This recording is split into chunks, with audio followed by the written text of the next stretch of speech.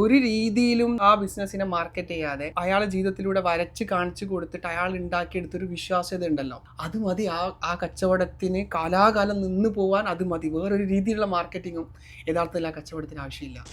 Hey, welcome back to the strategy seat. ചില ബിസിനസ്സുകളെ എത്ര തന്നെ മാർക്കറ്റ് ചെയ്താലും അത് സക്സസ് ആവാറില്ല. അതെന്തുകൊണ്ടായിരിക്കും? ശരിയാണ്. ചില ബിസിനസ്സുകൾക്ക് നമ്മൾ എത്ര മാർക്കറ്റ് ചെയ്താലും സക്സസ് ആവില്ല. അത് എനിക്ക് തോന്നിയിട്ടുള്ളത്, നമ്മൾ മാർക്കറ്റിങ്ങിൽ ചെയ്യുന്ന സമയത്ത് ബിസിനസ്സിന് കുറച്ചുകൂടെ ട്രസ്റ്റ് ഉണ്ടെങ്കിൽ നമുക്ക് കുറച്ചുകൂടെ എളുപ്പമാണ്. ആ ബിസിനസ്സിൽ ആളുകൾ ട്രസ്റ്റ് ചെയ്യുന്നുണ്ടെങ്കിൽ കുറച്ചുകൂടെ എളുപ്പമാണ്. ഞാനൊരു കഥ പറഞ്ഞുതരാം. ഒരാളെ അയാൾ ബിസിനസ്സിൽ ട്രസ്റ്റ് ഉണ്ടാക്കിയെടുത്ത ഒരു പച്ചയായ മനുഷ്യൻ്റെ ഒരു കഥയാണ്. അത് എൻ്റെ നാട്ടിൽ ഏകദേശം ഒരു 95 വയസ്സായിട്ടുള്ള ഒരാളുണ്ട്. ആൾ ഏകദേശം 12-ാം വയസ്സ് മുതൽ കച്ചവടത്തിലേക്ക് ഇറങ്ങിയതാണ്. 12 വയസ്സിൽ. അതായത് 1930s സമയത്ത് ഈ വസൂരിയൊക്കെ വന്നിട്ട് ആളുകൾ പെട്ടെന്ന് മരിച്ചു വന്നൊരു സാഹചര്യത്തിൽ ആളെ വീട്ടിലും 1-2 ആളുകൾ അതേപോലെ മരണപ്പെട്ടു. അങ്ങനെ ഒരു സാഹചര്യം വന്നപ്പോഴാണ് ആൾ കച്ചവടത്തിലേക്ക് ഇറങ്ങുന്നത്. തൊട്ടിൽപ്പാലം എന്ന് പറഞ്ഞ പ്രദേശത്ത് പോയിട്ട് ആൾ കച്ചവടം തുടങ്ങി. അത്രയും ചെറിയ പ്രായത്തിൽ കച്ചവടം പഠിച്ച് വരികയാണ്. പല രീതിയിലുള്ള കച്ചവടങ്ങൾ ആൾ ചെയ്തു. കിട്ടുന്നൊക്കെ വാങ്ങി വെക്കുന്ന ഒരു പ്രകൃതമാണ് ആളെടുത്ത് ഉണ്ടായിരുന്നത്. ആളുകൾ എന്ത് കൊണ്ടുകൊടുത്താലും അത് വാങ്ങിച്ചിട്ട് ആൾക്ക് പൈസ കൊടുക്കും. ആളുകളെ ഹെൽപ്പ് ചെയ്യുന്ന ഒരു മെന്റാലിറ്റിയാണ് ശരിക്കും അത് ഉള്ളത്. സ്കൂളുകളിലൊക്കെ വരുന്ന AEO ഉണ്ടല്ലോ, ആ പോസ്റ്റിൽ ഇരിക്കുന്ന ഒരാള് ഇങ്ങനെ എല്ലാം വാങ്ങിക്കുന്നവരുടെ കൂട്ടത്തിൽ അയാൾ കൊണ്ടുകൊടുത്ത ഒരു കോട്ട്, ഒരു ഓവർ കോട്ട്, ഒരു ബ്ലാക്ക് ഓവർ കോട്ട് കൊണ്ടുകൊടുത്തപ്പോൾ അതും അയാൾ വാങ്ങി വെച്ചിട്ട് പിന്നീട് കച്ചവടത്തിനൊക്കെ പോകുന്ന സമയത്ത് ഇയാൾ ഈ കോട്ടുവിട്ടാണ് എന്ത് ചെയ്യുക, കച്ചവടത്തിന് പോകുന്നത്. ആലോചിച്ച് നോക്കിയാൽ ആ ഒരു ഘട്ടത്തിൽ ഏകദേശം ഒരു 10-80 വർഷങ്ങൾക്ക് മുമ്പ് ഒരു ഓവർ കോട്ടൊക്കെ ഇട്ടിട്ട് ഒരാളെ കച്ചവടത്തിന് പോകുന്നു. ഒരു നാട്ടും പുറത്തുനിന്നാണ് ഈ ഒരു സംഭവം നടക്കുന്നത് ആലോചിക്കാം.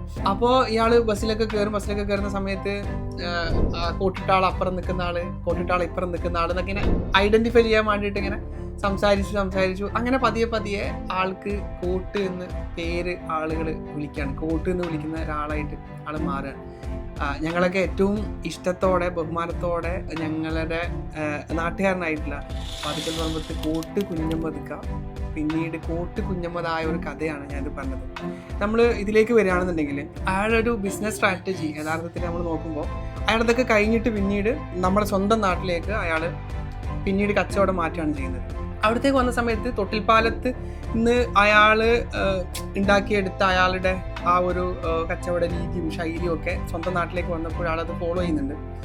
എന്ത് കൊണ്ടുകൊടുത്താലും ആൾ എടുക്കും. മീൻസ് ചുരുക്കി പറഞ്ഞു കഴിഞ്ഞാൽ കാഞ്ഞിരക്കൂര് കൊണ്ടുകൊടുത്താൽ അതും എടുത്തൊരു സാഹചര്യം അവിടെ ഉണ്ടായിരുന്നു. വെള്ളാരം കൊല്ല് കൊണ്ടുകൊടുത്താൽ അതും ആൾ എടുക്കുമായിരുന്നു.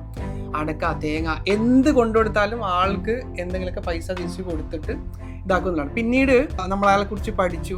കുറേ കാര്യങ്ങൾ ആ പഴയ കാലഘട്ടത്തിലുണ്ടായിരുന്ന ആളുകളെ കുറിച്ച് ചോദിച്ചപ്പോൾ മനസ്സിലാക്കിയെന്ന് വെച്ച് കഴിഞ്ഞാൽ പട്ടിണി, ഈ വസൂരി പോലെ തന്നെ അന്നത്തെ ഏറ്റവും വലിയൊരു പ്രശ്നമായിരുന്നു പട്ടിണി എന്ന് പറയുന്ന ഒരു സംഗതി. പട്ടിണിയായിട്ട് ആ നാട്ടിലെ ആളുകളൊക്കെ ഇങ്ങനെ ഭക്ഷണത്തിന് വേണ്ടി ബുദ്ധിമുട്ടിക്കൊണ്ടിരിക്കുന്ന ഒരു സമയത്ത് എന്ത് കൊണ്ടുകൊടുത്താലും ഭക്ഷണത്തിന് ആവശ്യമായ സാധനങ്ങൾ കൊടുക്കുന്ന ഒരാളായിട്ട് പിന്നീട് ആള് മാറുകയാണ് ചെയ്യുന്നത്. ആ നാടിൻ്റെ ഏറ്റവും പ്രധാനപ്പെട്ട വിഷയത്തിൽ ആ ഒരു സാമൂഹിക ദൗത്യം, ആ നാടിൻ്റെ പട്ടിണി മാറ്റുക എന്ന് പറയുന്ന ഒരു സംഗതിയാണ് യഥാർത്ഥത്തിൽ അയാളുടെ കച്ചവടത്തിലൂടെ അയാൾ നിറവേറ്റിയിട്ടുള്ളത്. അയാളുടെ കച്ചവടത്തിൽ ലാഭം എന്നതിലപ്പുറത്തേക്കും ആ നാടിൻ്റെ പട്ടിണി മാറ്റി കൊടുക്കുക എന്നുള്ളതാണ് അയാളുടെ ആ കച്ചവട സ്ഥാപനത്തിന്.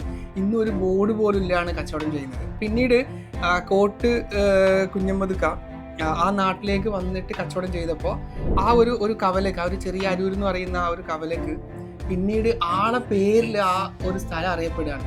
അരൂർ എന്ന് പറഞ്ഞ സ്ഥലം പിന്നീട് മാറിയിട്ട് കോട്ട് മുക്ക്, അതായത് കോട്ട് കച്ചവടം ചെയ്യുന്ന മുക്ക് ആയിട്ട് പിന്നീട് ആ ഒരു സ്ഥലത്തിന് പിന്നീട് അറിയപ്പെടുന്ന രീതിയിലോട്ടേക്ക് അയാളുടെ ബഹുമാനവും ആദരവും ഒക്കെ ആ നാട്ടുകാർ പ്രകടിപ്പിച്ചത് ആ രീതിയിലാണ്. ഞാൻ പറഞ്ഞതെന്ന് വെച്ച് കഴിഞ്ഞാൽ അതൊരു ട്രസ്റ്റാണ് ആ ബിസിനസ്സിൽ. ഒരു രീതിയിലും ആ ബിസിനസ്സിനെ മാർക്കറ്റ് ചെയ്യാതെ, അയാളുടെ കച്ചവടത്തിനെ മാർക്കറ്റ് ചെയ്യാതെ, അയാളുടെ ജീവിതം എന്താണോ അത് നാട്ടുകാർക്കിടയിൽ ശരിക്ക് അയാളുടെ ജീവിതത്തിലൂടെ വരച്ച് കാണിച്ചു കൊടുത്തിട്ട് അയാൾ ഉണ്ടാക്കിയെടുത്തൊരു വിശ്വാസ്യത ഉണ്ടല്ലോ, അത് മതി.